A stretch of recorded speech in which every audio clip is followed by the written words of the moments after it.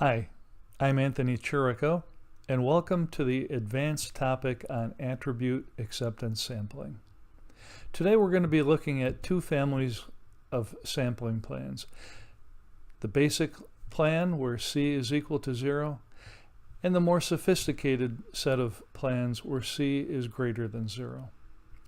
Attribute acceptance sampling is a topic most people think they know a lot about, but in reality, very few people have a very sophisticated depth of understanding. Perhaps you're able to follow a specification and give directions to inspectors. Perhaps you're able to understand an operating characteristic curve. What we're going to do today for each of these families is to reverse engineer our acceptance sampling plans. We're going to calculate the sample size.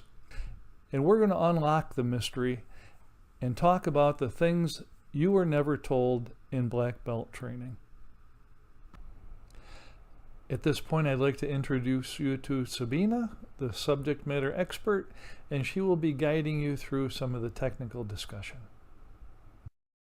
Pleased to meet you.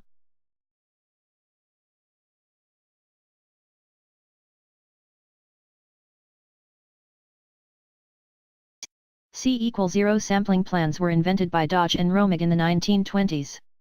They are not new. Nicholas Squegilia brought C=0 plans back into favor in the 1980s. Military Standard 1916 was released in 1996. Its plans are based on the lot tolerance % defective. ARP 9013 was issued in 2005. C=0 plans were based on the operating characteristic curves equal risk point ERP, and rejectable quality level RQL. It was an easy plan to follow. And finally AS9138 was issued January 2018. You need a master's degree in statistics to make sense of it, and the hundreds of possible C=0 sampling plans. But why are there so many specifications? These are all C=0 plans. Why the differences?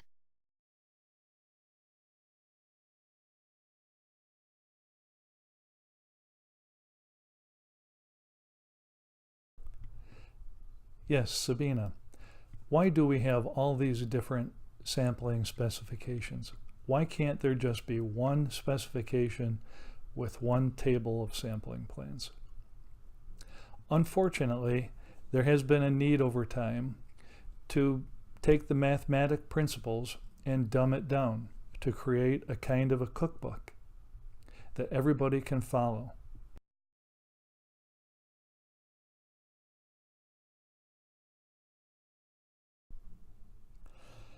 The hard part in developing a sampling plan is to decide the level of nonconformity that you can live with. This will be the starting point for developing the sample size and the operating characteristic curve. This is a graph typical of an operating characteristic curve. On the y-axis is the probability of acceptance. You can think of this as consumer risk. And along the x-axis, proportion non-conforming lots. And so as a starting point, you need to pick the risk. 10% is the recommendation from Dodge back in the early 20s. So pick a 10% level. You could pick whatever level you like, 5%, 50%. And then you have to pick the proportion non-conforming that will intersect at 10%. So for example, you may be willing to take a 10% risk that 5% non-conforming passes through your inspection screen.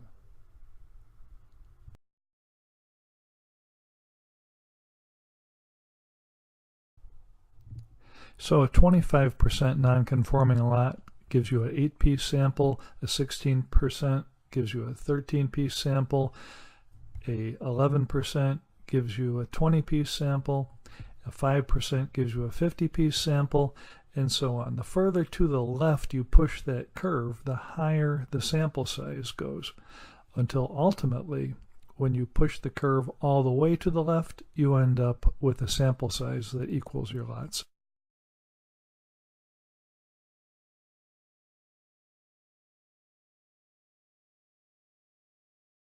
This is the binomial formula for calculating consumer risk.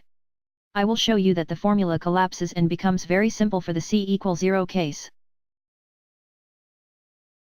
When we substitute 0 for x, the formula reduces to 1 minus the proportion nonconforming, raised to the power of n.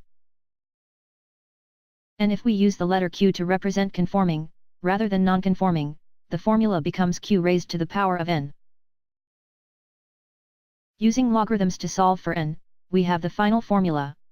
The log of consumer risk divided by the log of the proportion conforming equals the required sample size. And there you have it. No more cookbooks required.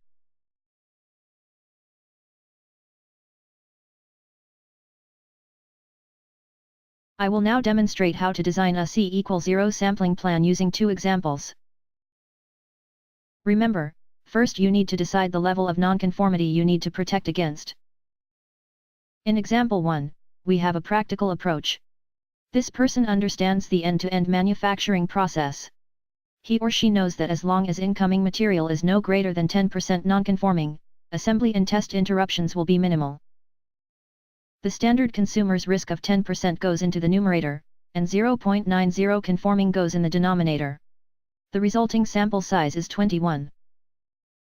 The operating characteristic curve is shown here with the origin point being 10% consumer risk. Now that the sample size is known, the curve is developed for all possible levels of conformance using the previous formula, q raised to the power of n. It should be noted that every pair of points on this curve will return the same answer. Sample size equals 21.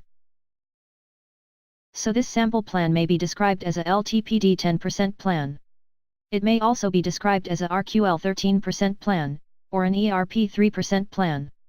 The cookbooks can be confusing. But the design point, and related mathematics are very straightforward. And now for example 2. Here we have an approach where the person designing the plan thinks their customer demands for parts per million quality levels are executable through acceptance sampling.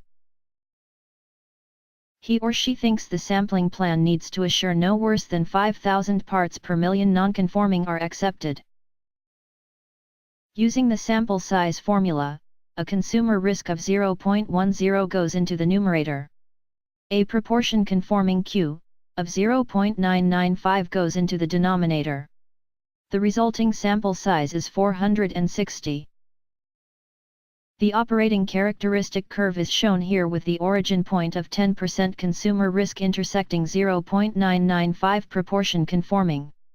Since the sample size is known, the curve can be generated using the formula, consumer risk equals Q to the power of 460.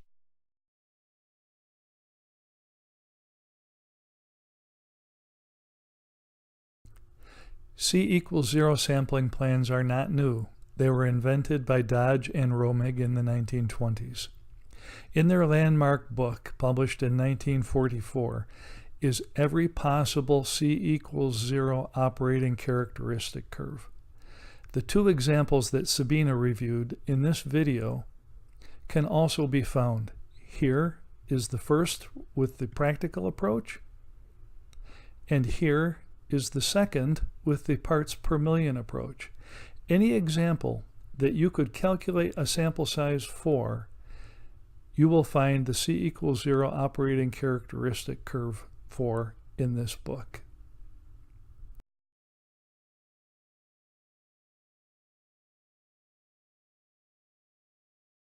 It is important to remember that the sample size relationship is not linear.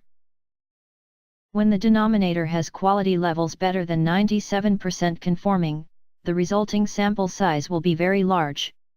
Here is a sample size graph for 10% consumer risk. To be practical, it is best to pick quality levels which are less than 97% conforming.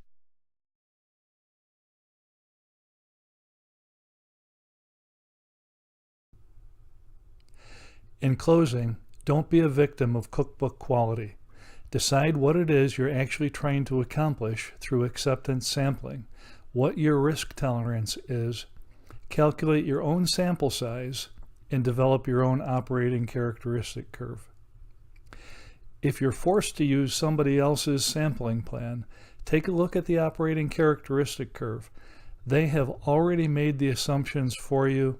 They just didn't tell you. All is revealed in the operating characteristic curve, and the real consumer protection is shown at the 10% line. C=0 sampling plans are fundamental. They are just not that sophisticated. They're used for isolated lot acceptance. In a future video, I'll show you how to handle small lot sizes. And I'll show you how to handle the more sophisticated C greater than 0 sampling plans. Thank you for watching, and have fun sampling.